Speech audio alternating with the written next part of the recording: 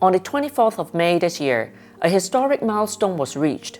Lai Ka-ying became the very first astronaut from Hong Kong to journey into space, lifting off aboard the nation's Shenzhou 23 spacecraft. Across Hong Kong, a wave of celebration ensued, bringing with it a profound newfound sense of genuine participation. By the 28th of May, as Shenzhou 21 handed over operations to Shenzhou 23 in orbit, a new chapter in space exploration officially began. Yet on the very same day across the Pacific, a catastrophic explosion tore through a Blue Origin rocket during a test in Florida, US. Stark reminder that quickly dominated global headlines. When we look at these two events side by side, the initial euphoria gives way to reality. The global space race is a fiercely contested arena. It is a high-stakes geopolitical game and a matter of life and death for commercial enterprise. And it is precisely within this high-risk, high-difficulty strategic arena that our country chose to entrust such a critical mission to a person from Hong Kong. Reflect for a moment on the sheer magnitude of trust required to make that decision. We must be honest with ourselves. In the past, there was an undeniable psychological distance between Hong Kong and the mainland, a sense of detachment, a feeling that national affairs were simply none of our business. As the nation celebrated milestone after milestone, from the launch of Shenzhou spacecraft and the deep-sea dives of Jiaolong to rapid expansion of the high-speed rail network, a subtle sentiment persisted among some in Hong Kong. These achievements were viewed as affairs of the mainland, entirely detached from their own daily lives. Let's cast your minds back to 2003. Yang Liwei became China's first astronaut in space, later visiting Hong Kong to unprecedented public enthusiasm. Yet for many, that excitement was superficial. We were merely cheering for a hero, enjoying the spectacle. By the 2008 Beijing Olympics, national pride hit a historic high. We cheered for the gold medals, we wept for the athletes, but once the final whistle blew, the crowds dispersed. Daily life for the average Hong Kong people returned to normal, virtually unchanged. These two moments perfectly encapsulate our past relationship with national success. Hong Kong was well aware of the nation's grand achievements, and we were warmly invited to look on. We thoroughly enjoyed our role as passionate spectators, but once the show was over, that was it. Why did space exploration once feel so unimaginably distant? The answer lies in Hong Kong's long-standing social climate.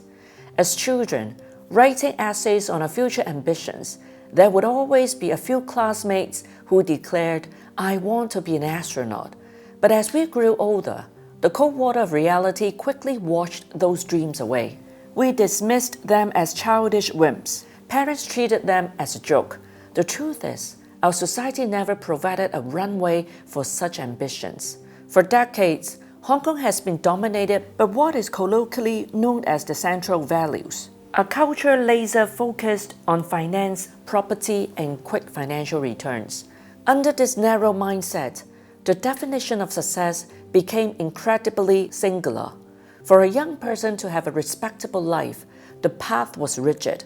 Attend an elite school, climb the ranks in Central, become a traditional professional, and make money. This restrictive outlook did more than just limit the imagination of the next generation. It subtly but surely widened the psychological gap between Hong Kong and the broader development of the nation.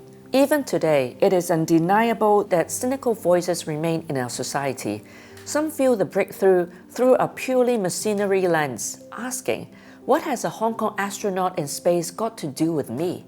They argue it won't raise salaries, nor will it help anyone buy a flat. This attitude is the lingering hangover of a long-standing passive recipient mindset. In the past, the focus was always on what the mainland could give to Hong Kong. What preferential policies are available? Can the individual visit scheme be extended to more cities? We became accustomed to being passive beneficiaries, takers, even taking national support for granted, whilst overlooking our own responsibilities as a special administrative region. But today, the international rules of the game have fundamentally changed. 2026 marks the launch of the nation's 15th five-year plan, a time when the global race for space and technological supremacy has reached a fever pitch, and Hong Kong has been handed a vital role. This time, our country has done something extraordinary. This is no longer an invitation to watch from the sidelines. Instead, a Hong Kong daughter, born and bred here, speaking Cantonese, and having served in the Hong Kong police force, has been sent into the nation's most technologically advanced, highly classified spacecraft as a payload specialist. Lai Ka-ying is up there right now, conducting experiments and carrying out national-level scientific research. The moment she donned that national spacesuit, the old excuse of detachment fell apart completely. This is no longer a story about mainland scientists in a history textbook or on a news broadcast. This is undeniably a Hong Kong story. The truth is, Hong Kong has always possessed the scientific pedigree for space exploration.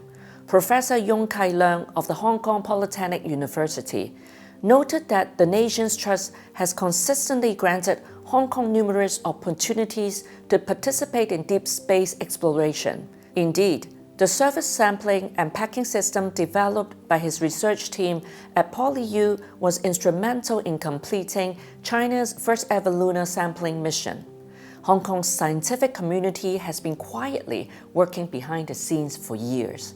In the past, we cast ourselves as the audience, applauding the nation's grand events before heading home. Today, everything is different. The nation is piloting a spacecraft, and we are co-pilots at the helm.